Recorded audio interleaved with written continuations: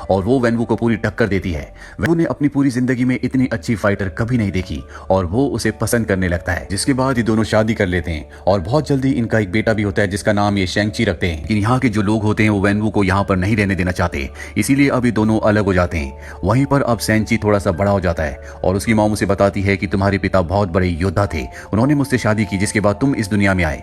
वो उसे एक ड्रैगन के बारे में भी बताती है और साथ ही उसे खास लॉकेट देती है जिसमें हरे रंग का पत्थर लगा होता है। ये एक तरह की मणि है। वो अपने बेटे से कहती है कि जब भी तुम अंधेरे में फंस जाओगे तो ये लॉकेट तुम्हें रास्ता दिखाएगा। कुछ और साल बीत जाते हैं और वक्त आता है सन 2021 का और अब शेंगची को दिखाया जाता है जो शहर में रहता है। उसने अपना नाम भी बदल लिया है। उसकी पास्ट की जिंदगी के बारे में कोई कुछ नहीं जानता और अब वो एक वैले पार्किंग का काम करता है जहां पर उसकी एक दोस्त भी होती है जिसका नाम केटी है। शेंगची और केटी जब ट्रेन से अपने काम पर जा रहे होते हैं तभी कुछ लोग आते हैं और वो शेंगची से कहते हैं कि तुम्हारे गले में जो लॉकेट है वो हमारे हवाले कर दो। ये वही लॉकेट होता है जो बचपन में शेंगची की मॉम ने उसे दिया था। शेंगची मना कर देता है और जब वो लोग उसके ऊपर हमला करते हैं तो शेंगची अपनी पावर्स का इस्तेमाल करके उन सबको बहुत बुरी तरह से मारता है। ये देखकर उसकी दोस्त केटी पूरी तरह से हैरान हो जाती है क्योंकि आज से पहले उसने कभी शेंगची को लड़ते हुए नहीं देखा। और अब यहाँ पर रेजर फीस्ट भी आ जाता है जिसका एक हाथ नहीं होता, उसके एक हाथ की जगह तलवार यानी कि ब्लेड होती है जो कि बहुत ही खतरनाक होती है और वो शेंगची के ऊपर हमला कर देता है। इन दोनों के बीच में घमासान फाइट होती है और बाद में सबके सब यहाँ से चले जाते हैं और तभी शेंगची देखता है कि उसके गले में उसका लॉकेट नहीं है, यानी कि रेजर फीस्ट उसका लॉकेट लेकर यहाँ से चला गया। शेंगची को पता होता है कि उसके पास ऐसे दो लॉकेट थे, एक लॉकेट उसकी मॉम ने उसे दिया था और एक उसकी छोटी बहन को, और वो जानता है कि उसकी छोटी बहन की जान अब खतरे में है, इसीलिए किसी भी कीमत पर वो अपनी बहन तक पहुंचना चाहता है। केटी शेंगची के इस रूप को देखकर पूरी तरह से हैरान होती है। वो उससे पूछती है कि ये लोग कौन थे।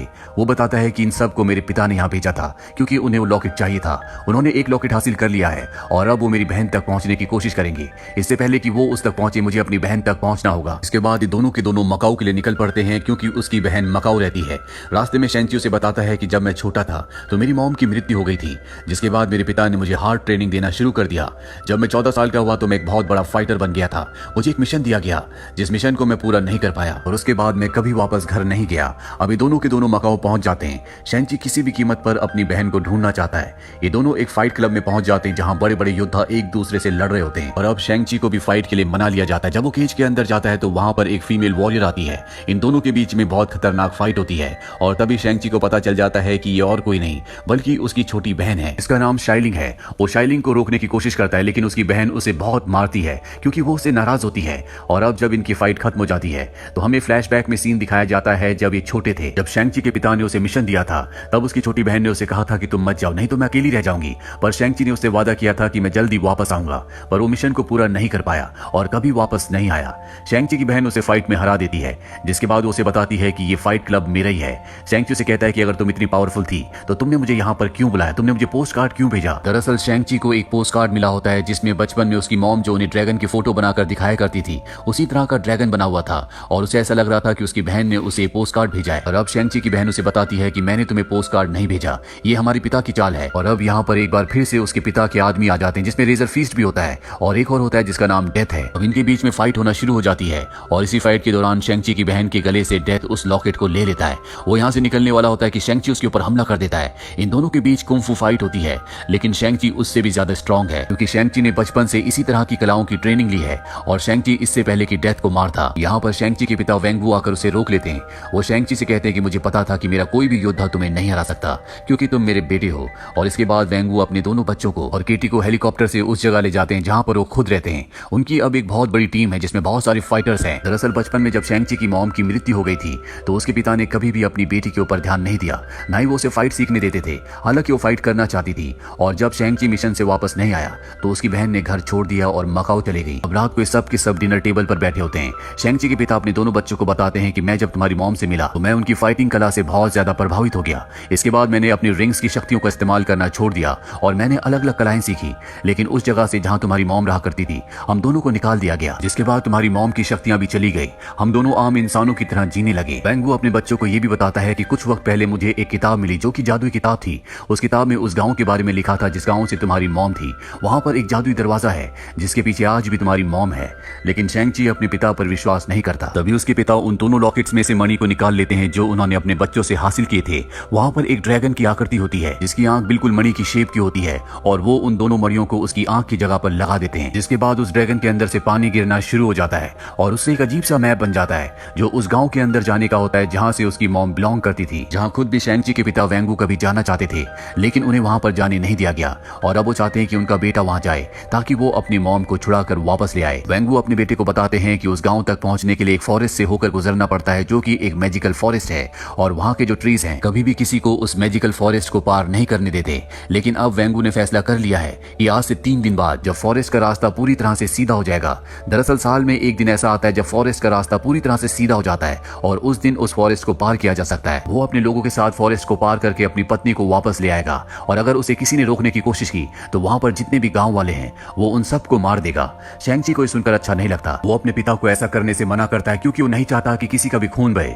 उसके पिता को गुस्सा आता है और वो इन तीनों को कैद कर देता है, जहां पर पहले से एक कैदी होता है जिसका नाम ट्रेवर है। वो बताता है कि मैं एक कलाकार था लेकिन तुम्हारे पिता को लगता था कि मेरे अंदर शक्तियां हैं, इसीलिए वो मुझे अपने साथ ले आए। और तभी यहाँ पर एक मैजिकल क्रिएचर आता है जिसका सर नहीं होता। दरअसल ट्रेवर का अब तक ये पालतू बन चुका है।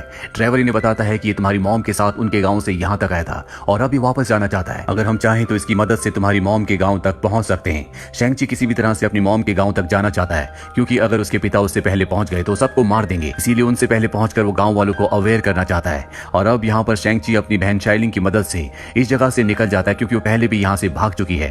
ये गाड़ी लेकर उस मैजिकल जंगल के अंदर पहुंच जाते हैं जहाँ पर शुरू में रास्ता नहीं मिलता, पर तभी इनके सामने एक झरना आता है और जब इस झरने के दूसरी पार जाते हैं तो देखते हैं कि ये उस जगह पर पहुंच चुके हैं जो पूरी तरह से मैजिकल है। यहाँ पर बहुत सारे मिथिकल क्रिएचर्स होते हैं और अब ये सब के सब उस गांव में पहुंच चुके हैं जहां इन्हें पहुंचना था।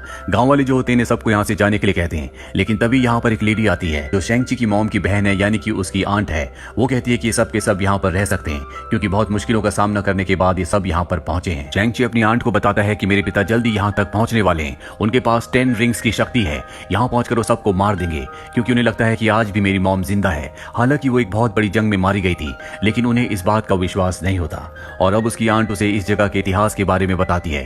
वो बताती है कि आज से हजारों साल पहले एक क्रिएचर ने हमारे गांव के ऊपर हमला किया जिसका नाम था ड्वेलर ऑफ द डार्कनेस। वो लोगों की सोल को उनके शरीर से खींच लिया करता था। उसने इस गांव में लगभग सभी लोगों के शरीर से उनकी आत्माओं को खींच लिया और इसके बाद ड्वेलर ऑफ द डार्कनेस ने तय किया कि वो इंसानों की दुनिया में जाकर इंसानों के साथ भी वही करेगा जो उसने यहाँ पर किया था। और जब वो इंसानों की दुनिया में जा रहा था तभी हमारी दुनिया के 11 महान योद्धा उसे रोकने के लिए गए, लेकिन उसकी शक्तियां बहुत ज्यादा बढ़ चुकी थी, वो उसके सामने टिक नहीं पाए। इसके बाद हमें हमारे ग्रेट प्रोटेक्टर यानी कि चाइनीज ड्रैगन ने बचाया। उसने उस ड्वेलर ऑफ द डार्कनेस को और उसके सभी सोल ईटर्स को एक वॉल के पीछे कैद कर दिया और हम सब इस गांव में रहकर उस वॉल की रक्षा करते हैं। तो शेंगची को ये भी बताती है कि हो सकता है कि ड्वेलर ऑफ द डार्कनेस जो कि वॉल के पीछे कैद है वो तुम्हारे पिता के दिमाग को कंट्रोल करके उनसे काम करवाना चाहता हो, क्योंकि इस दुनिया में तुम्हारे पिता इकलौते ऐसे इंसान है जिनके पास 10 रिंग्स की शक्तियां हैं और वो ही उस वॉल को तोड़ सकते हैं। इसके बाद शेंगची की आंट उसे यहाँ पर फाइट की कला भी सिखाती है। साथ ही ये भी बताती है कि आज से कई साल पहले जब तुम्हारे पिता और तुम्हारी मॉम इसी गांव में रहते थे तो तुम्हारे पिता ने अपनी रिंग्स को उतार दिया था, लेकिन इस गांव के लोगों ने उन्हें यहाँ से जाने के लिए कहा क्योंकि वो इस गांव के लिए सुरक्षित नहीं थे। तुम्हारी मॉम ने भी तुम्हारे पिता के साथ इस गांव को छोड़ दिया। वो अब आम इंसान थे। तुम्हारे पिता के बहुत सारे दुश्मन थे और उन्हीं दुश्मनों में से कुछ दुश्मनों ने तुम्हारी मॉम को मार दिया और जब तुम्हारे पिता को बात पता चली तो उन्होंने एक बार फिर से रिंग्स को पहन लिया, जिसके बाद उसने कुछ लोगों को मार दिया। लेकिन जिस आदमी ने सच में उसकी पत्नी को यानी कि शेंगची की मॉम को मारा था उसने उसे नहीं मारा क्योंकि वो चाहता था कि उसका बेटा उसे मारे और यही वो मिशन था जो 14 साल की उम्र में शेंगची को दिया गया था, जिसे वो पूरा नहीं कर पाया था और